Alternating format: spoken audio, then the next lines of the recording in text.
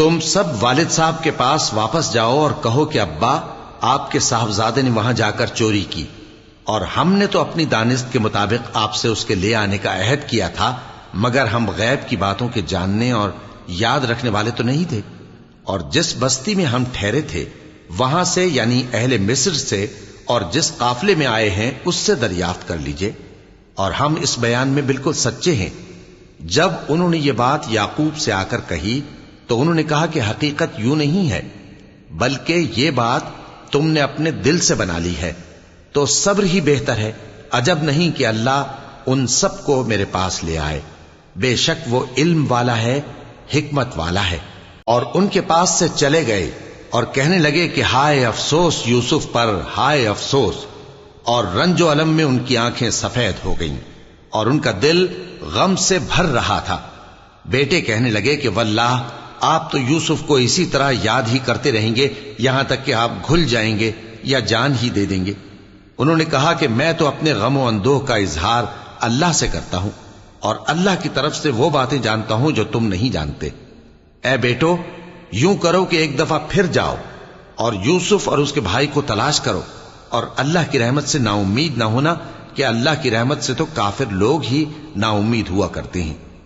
پھر جب وہ یوسف کے پاس گئے تو کہنے لگے کہ اے عزیز، ہمیں اور ہمارے اہل و عیال کو بڑی تکلیف ہو رہی ہے، اور ہم یہ تھوڑا سا سرمایہ لائے ہیں، آپ ہمیں اس کے عوض پورا غلہ دے دیجئے اور ہم پر خیرات کیجئے کہ اللہ خیرات کرنے والوں کو ثواب دیتا ہے۔ یوسف نے کہا تمہیں معلوم ہے کہ جب تم نادانی میں پھنسے ہوئے تھے تو تم نے یوسف اور اس کے بھائی کے ساتھ کیا کیا تھا؟ وہ بولے کیا واقعی تم ہی یوسف ہو؟ انہوں نے کہا ہاں میں یوسف ہوں، اور بن یامین کی طرف اشارہ کر کے کہنے لگے یہ میرا بھائی ہے، اللہ نے ہم پر بڑا احسان کیا ہے۔ جو شخص اللہ سے ڈرتا اور صبر کرتا ہے تو اللہ نیکوکاروں کا اجر ضائع نہیں کرتا۔ وہ بولے اللہ کی قسم، اللہ نے تم کو ہم پر فضیلت بخشی ہے اور بے شک ہم خطا کار تھے۔ یوسف نے کہا کہ آج کے دن تم پر کوئی ملامت نہیں، اللہ تم کو معاف کرے، اور وہ سب سے بڑھ کر رحم کرنے والا ہے۔ یہ میرا کرتا لے جاؤ، پھر اسے والد صاحب کے منہ پر ڈال دینا تو وہ بینا ہو جائیں گے، اور اپنے تمام اہل و عیال کو میرے پاس لے آؤ۔ اور جب قافلہ مصر سے روانہ ہوا تو ان کے والد کہنے لگے کہ اگر مجھ کو یہ نہ کہو کہ بوڑھا بہک گیا ہے تو مجھے تو یوسف کی بو آ رہی ہے۔ وہ بولے کہ واللہ آپ اسی قدیم غلطی میں مبتلا ہیں۔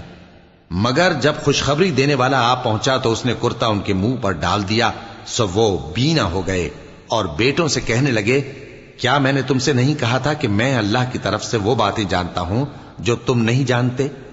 بیٹوں نے کہا کہ ابا ہمارے لیے ہمارے گناہ کی مغفرت مانگیے، بے شک ہم خطا کار تھے۔ فرمایا میں اپنے پروردگار سے تمہارے لیے بخشش مانگوں گا، بے شک وہ بخشنے والا ہے، مہربان ہے۔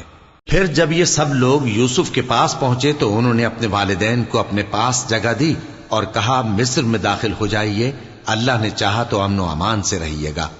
اور اپنے والدین کو تخت پر بٹھایا اور سب ان کے آگے سجدے میں گر پڑے۔ اور اس وقت یوسف نے کہا ابا جان، یہ میرے اس خواب کی تعبیر ہے جو میں نے پہلے بچپن میں دیکھا تھا، میرے پروردگار نے اسے سچ کر دیا، اور اس نے مجھ پر بہت سے احسان کیے ہیں کہ مجھ کو قید خانے سے نکالا، اور اس کے بعد کہ شیطان نے مجھ میں اور میرے بھائیوں میں فساد ڈال دیا تھا آپ کو گاؤں سے یہاں لایا۔